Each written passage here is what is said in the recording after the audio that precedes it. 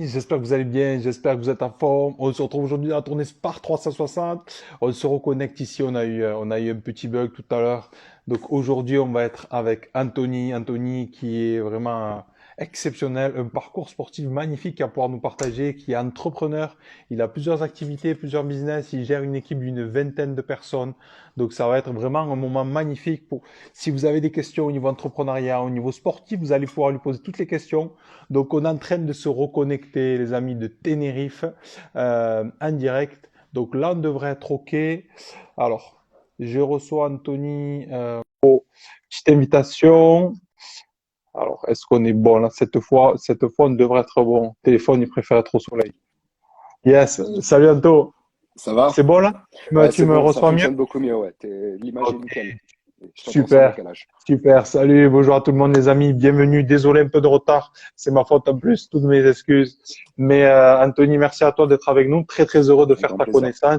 Un parcours vraiment magnifique avec ce qu'on a partagé déjà rapidement. Donc, pour faire un point, Anthony, tu me disais, donc toi, tu as fait plus de 150 podiums, c'est-à-dire que tu t'es envoyé au niveau sport, au niveau Vraiment, mes préparation. athlètes, hein.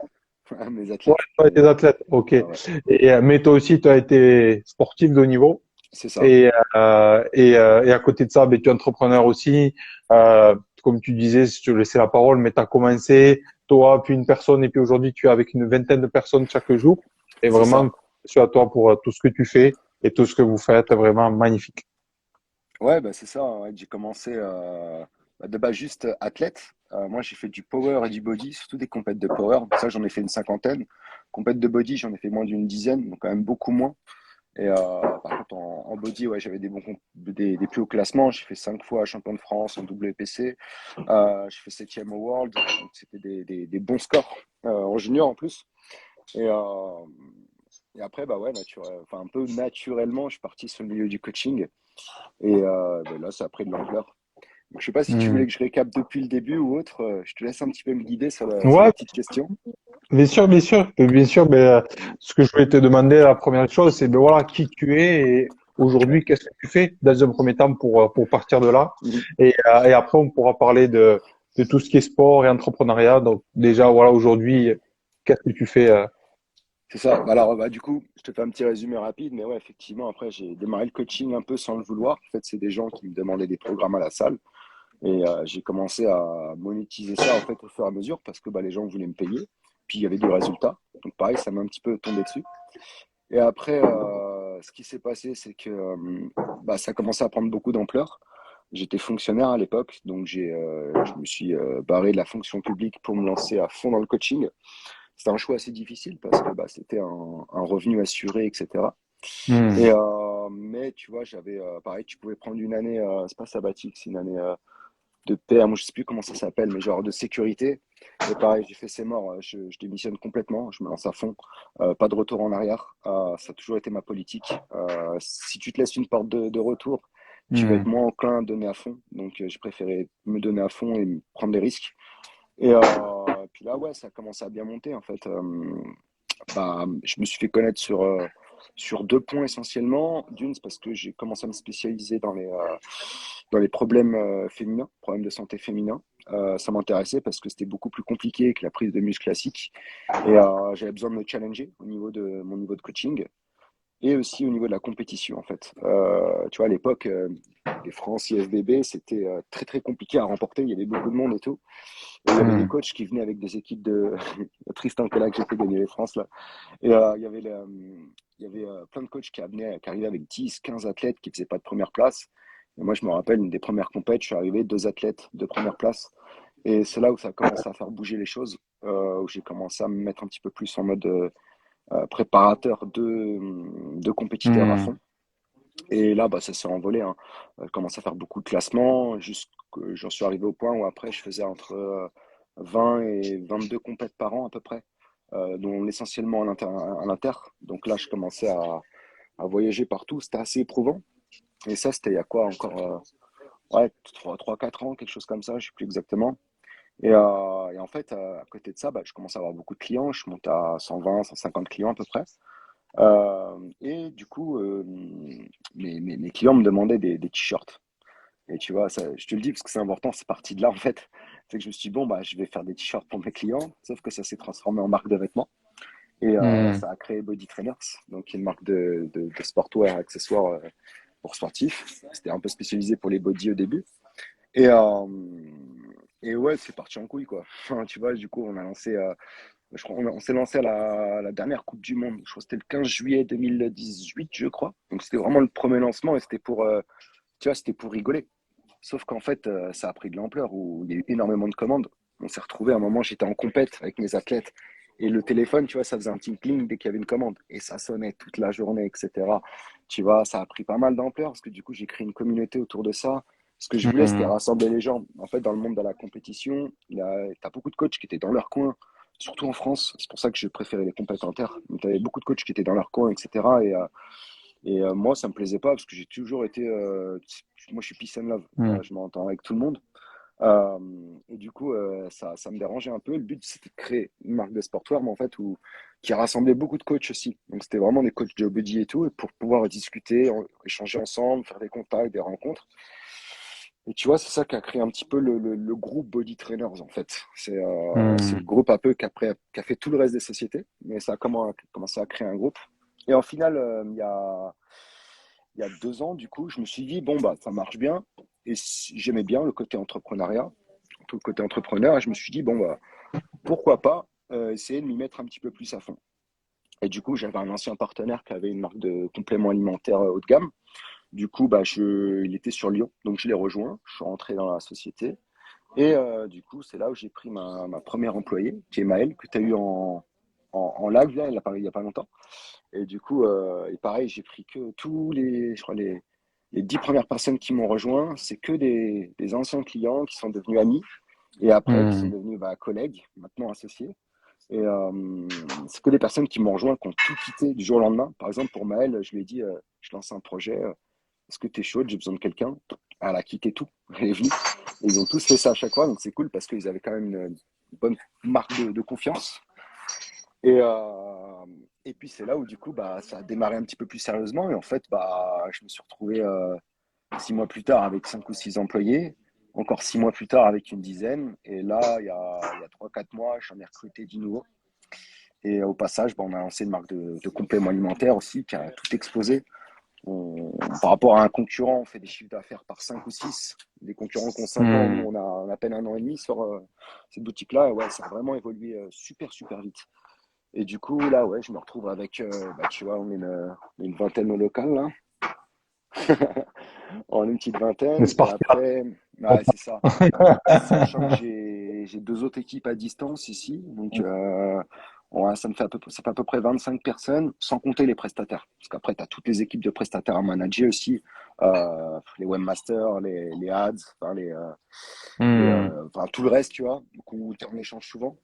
Et du coup, voilà, je me retrouve ici, un petit peu imprévu, tu vois. Et du coup, bah, durant ces 2 années, j'ai dû level up mes skills d'entrepreneur énormément.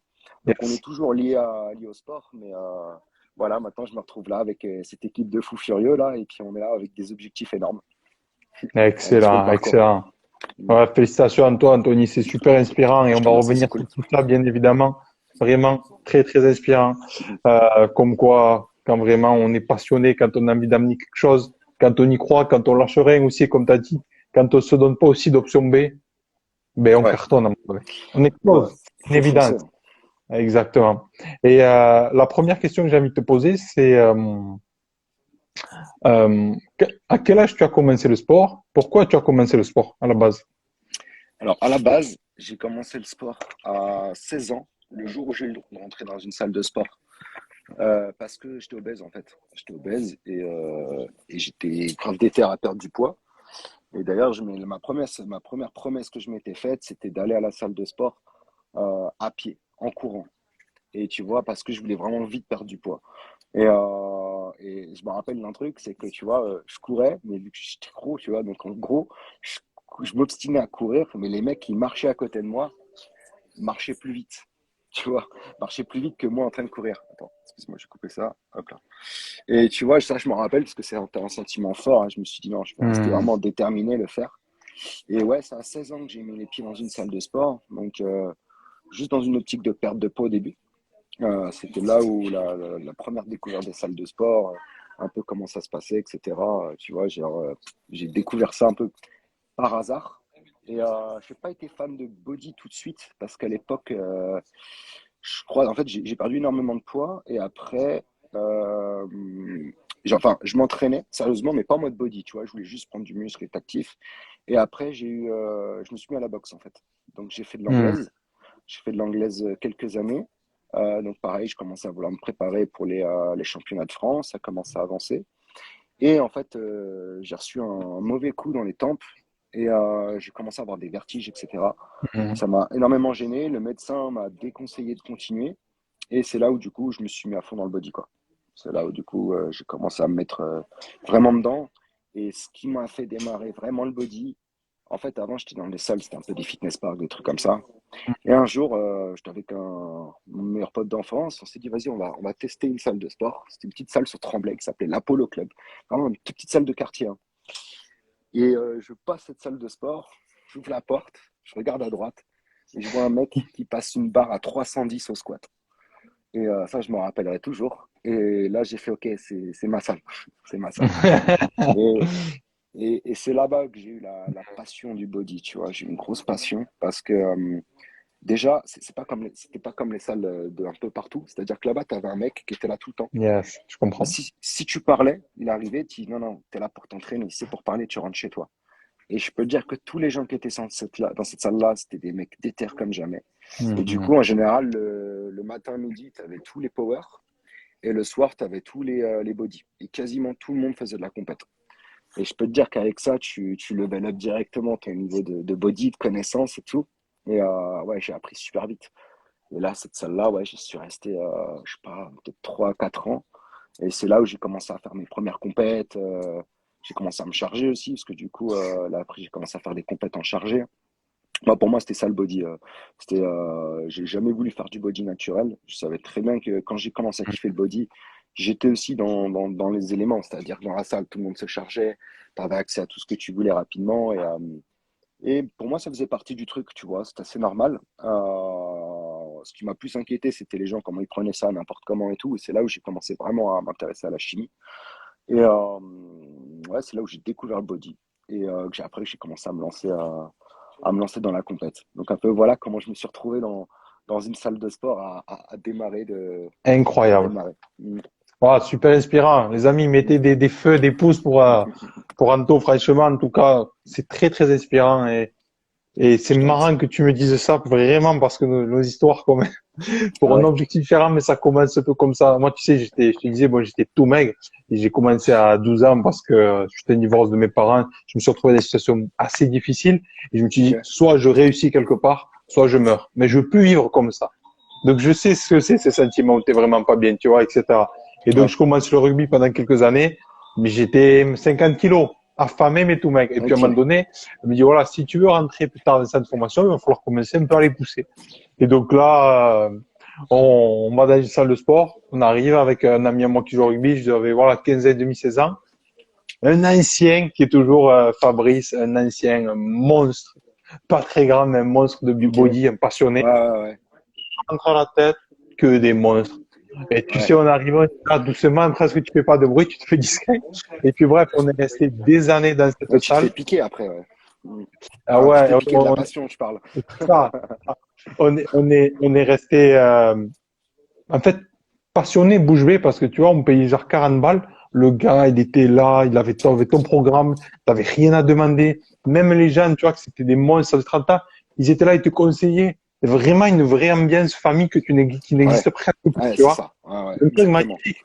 Même pas, je suis là pour pousser, regarde. Avant, les gens, ils se regardaient pas autant qu'aujourd'hui, Mm. tu vois. Mais par Ouais, ouais, contre, pas pour s'entraider. Et quand tu ouais. évolues comme ça, juste pour dire, moi aussi, ça m'a. Bien sûr que j'avais faim, j'avais envie de me dépasser. Mais quand tous les jours, tu arrives dans des endroits avec des gens qui sont 10 fois, 20 fois supérieurs à toi, ça Ah bah t'explose. oui, ah bah tu montes direct, bien sûr. Et C'est- donc, et ça, pas que dans le body, hein, dans tout, hein. Il y a le dicton classique qui dit que tu es la somme des 5 personnes qui t'entourent, mais c'est totalement vrai, hein. Et si t'es direct avec des mecs qui sont beaucoup plus avancés que toi dans n'importe quel domaine, bah forcément, tu level up hyper rapidement. C'est obligé. Grave, grave. Merci, merci pour vos messages, hein, pour Anto. J'ai vu des très bons messages aussi. Ouais, Je c'est ne cool. connais pas ton parcours, Anto. Vraiment très bonne évolution sur tous les niveaux. Mais il est là aujourd'hui. Il nous fait l'honneur de prendre un petit moment pour parler de son parcours. Donc, un grand merci. Donc, Anto, la deuxième question que j'ai envie de te poser, c'est OK. Donc, à un moment donné, tu fais le sport et c'est super, tu te pousses, tu te dépasses, tu crées des équipes, tu accompagnes les gens à se dépasser. Qu'est-ce que le sport t'a amené du coup dans l'entrepreneuriat pour toi? Ah, bah, c'est la détermination, clairement. Moi, c'est le fait de faire des compètes qui m'a rendu ultra déterminé. Et en fait, ça m'a amené une compétence. Je pense que ça, c'est, faut faire une prépa pour le vivre. Parce qu'une prépa, Hmm. tu vois, autant par exemple, avant, je me préparais en boxe pour les championnats, etc. C'est très dur aussi, mais je trouve que c'est moins dur qu'une prépa de body. Une prépa de body, en fait, c'est H24. C'est-à-dire que c'est pas que la diète et l'entraînement non plus. Tout à C'est que fait. tu dois te mettre dans une putain de bulle, dans son entièreté, et n'être que focus là-dessus. Il n'y a rien d'autre. Et moi, ça m'a appris à me focus sur un seul objectif et être déterminé comme jamais. Et ça, c'est des choses que je fais aussi dans l'entrepreneuriat, tu vois, parce que j'en vois beaucoup qui n'arrivent pas à réussir dans l'entrepreneuriat. Pardon. Mais ils mettent pas tous les éléments, ils se mettent pas vraiment dans une bulle. Là, moi, en ce moment, par exemple, j'ai arrêté de m'entraîner, mais pas parce que j'ai pas de temps ou autre, je pourrais, mais parce que j'ai décidé de mettre tous les moyens possibles pour développer Hmm. mes entreprises. Mais je suis vraiment en mode compétition. Je suis dans ma bulle, je suis focus et je mets vraiment tous les éléments autour de moi Hmm. en adéquation avec cet objectif. Et ça, ouais, ça m'a amené la détermination et cette capacité à gérer un petit peu chaque élément de ma vie pour les mettre, enfin, tu sais, pour un peu rentrer que dans ton objectif, tu vois, comme un body. Je vais te donner un exemple un peu plus concret s'il y a des gens qui ne comprennent pas.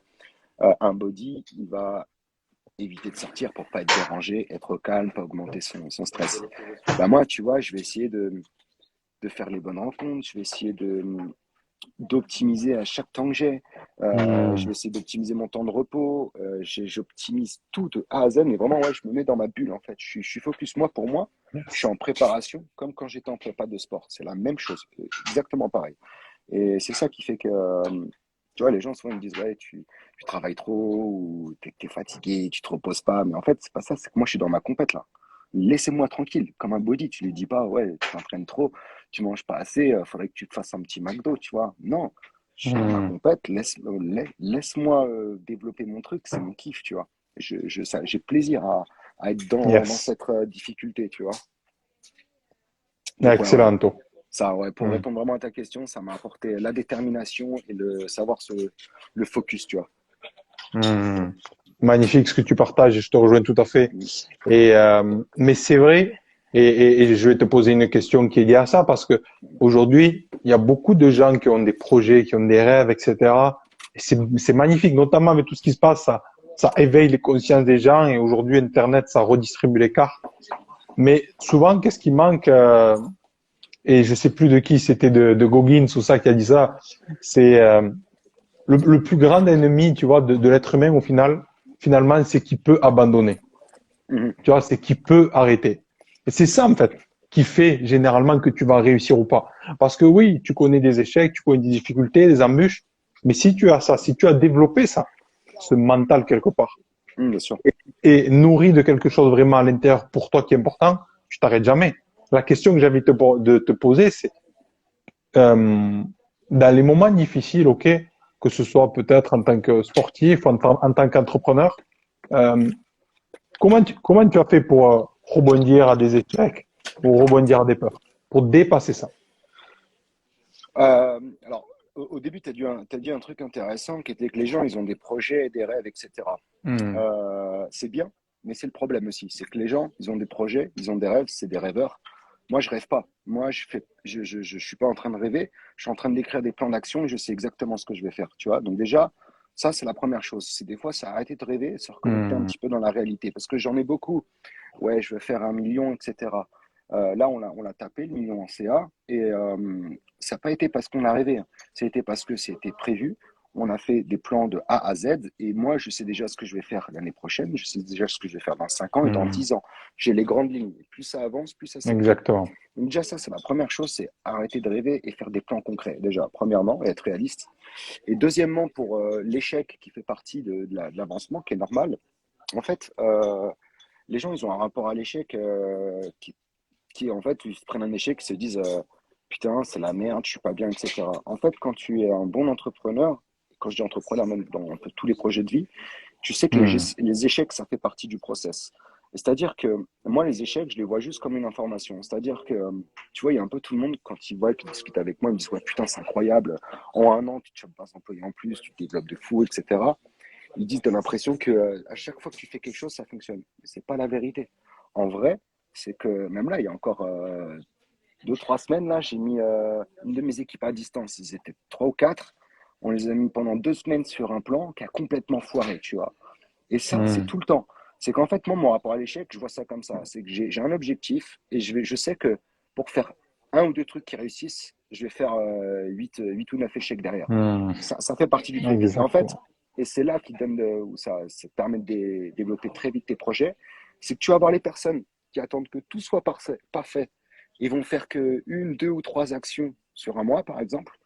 Alors peut-être qu'ils vont en réussir deux sur trois, mais moi, en un mois, je vais faire 30 actions.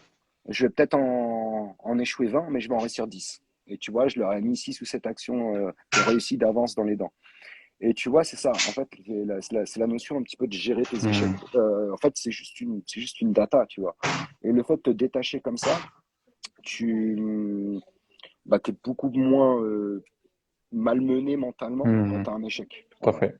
Après, c'est le parcours Excellent. de vie aussi qui fait que moi, je sais il y a des échecs, il y a des tensions des fois, tu vois. Surtout que là, on est en plein développement. Donc, toujours le nerf de la guerre, c'est la trésor. Il en faut toujours plus parce qu'on se développe encore plus vite.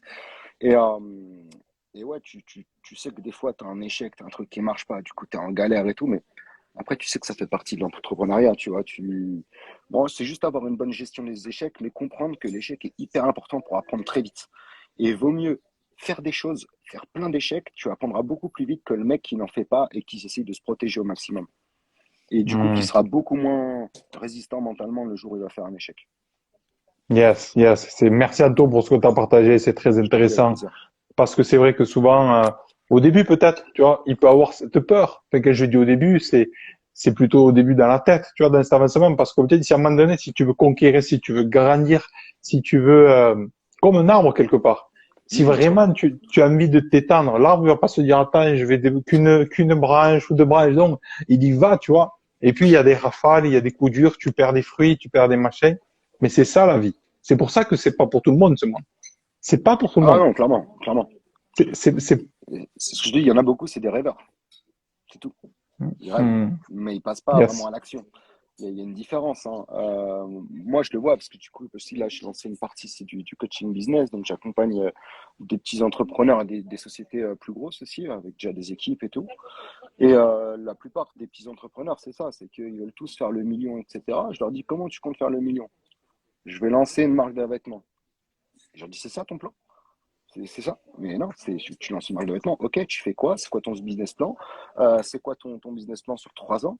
C'est quoi si t'arrive cette merde, cette merde, cette merde? Qu'est-ce que tu fais? Mhm. Qu'est-ce que tu as prévu au cas où si ça marche pas? C'est quoi ton plan B, ton plan C, ton plan D, ton plan E? Et tu vois, tu te rends compte qu'il n'y a rien. Donc, c'est juste des rêveurs. Tu vois. Et tu as une différence entre les mecs qui rêvent et Yes, les mecs qui font du exactement. concret et qui prévoient les choses, tu vois. Et qui prévoient aussi leur échec. Tu vois, moi, je sais très bien que là, je vais encore lancer plein de trucs, il y aura plein d'échecs. Ça fait partie du lot. Tu vois, c'est chiant, hein, ça fait chier les échecs parce que après, le but du jeu, c'est plus t'en fais, plus tu arrives à Hmm. comprendre. Et tu en fais de moins en moins quand même, ou des moins gros, tu limites la casse.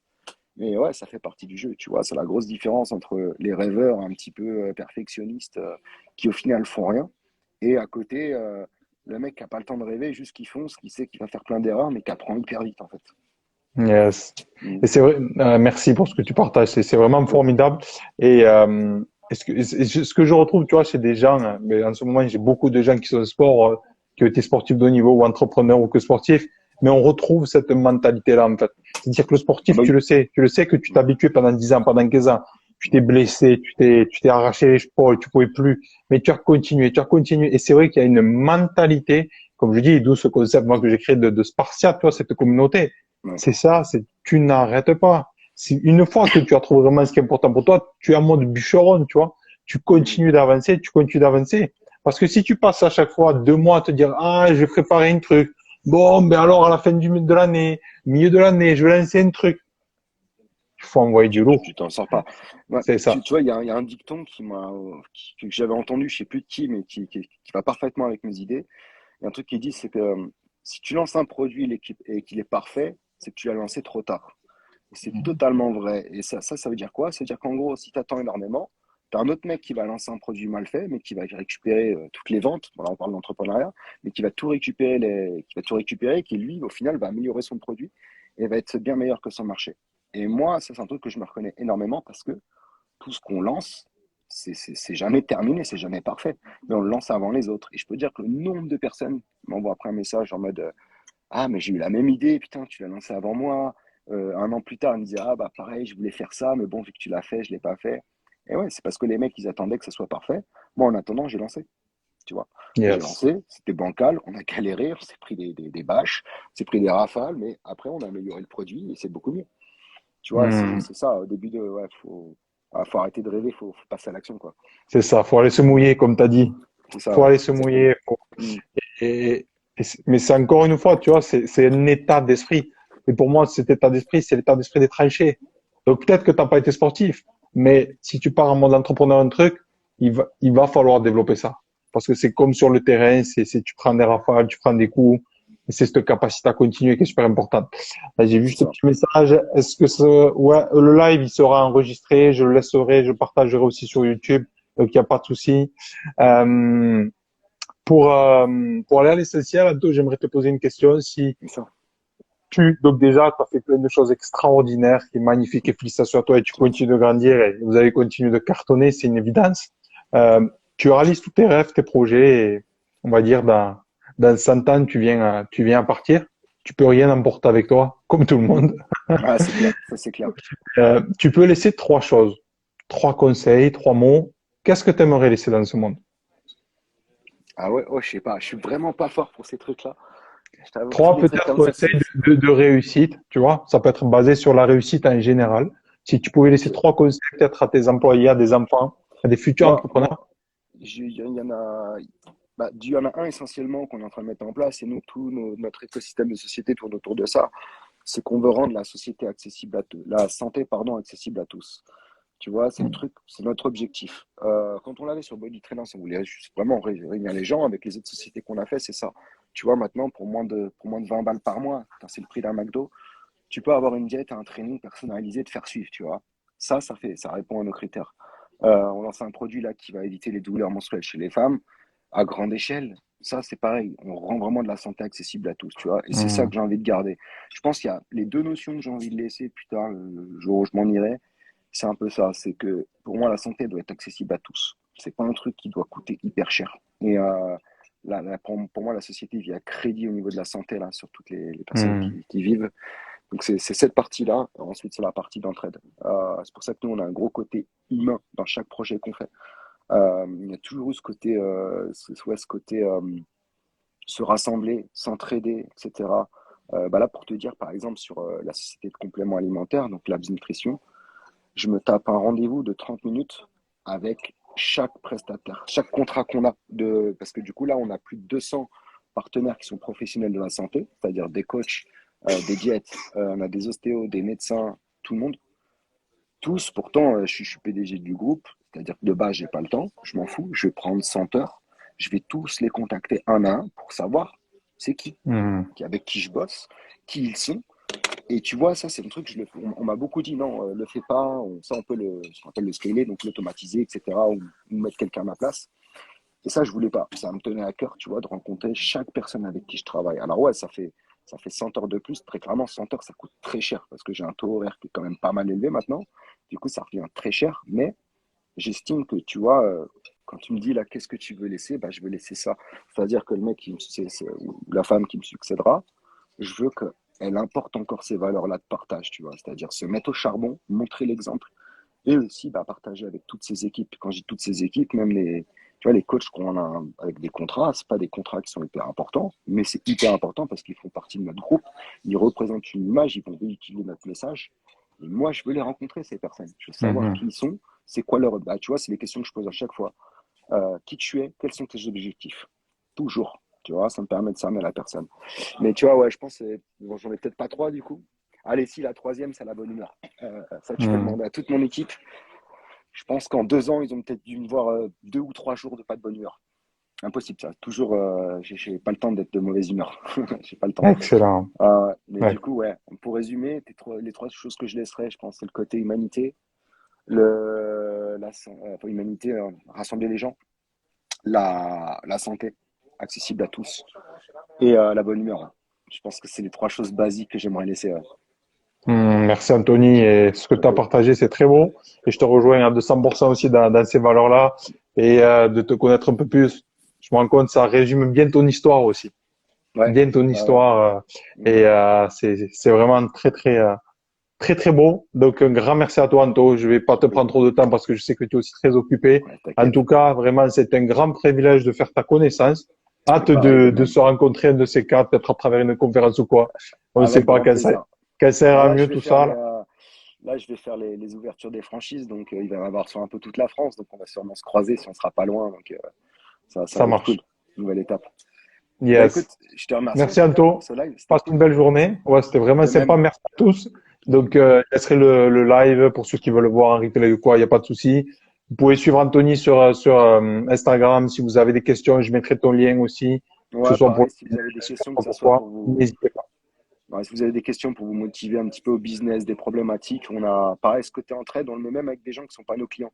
Toujours, on répond aux questions, on aide. Hmm. Sur n'importe quelle société, vous avez besoin d'un coup de main, on est là. Voilà. Bon, bah, Super, je te Anto. remercie, Jonathan, c'était Merci super. beaucoup. Belle Allez, journée. ciao, À bye, très bonne vite. journée. Bye.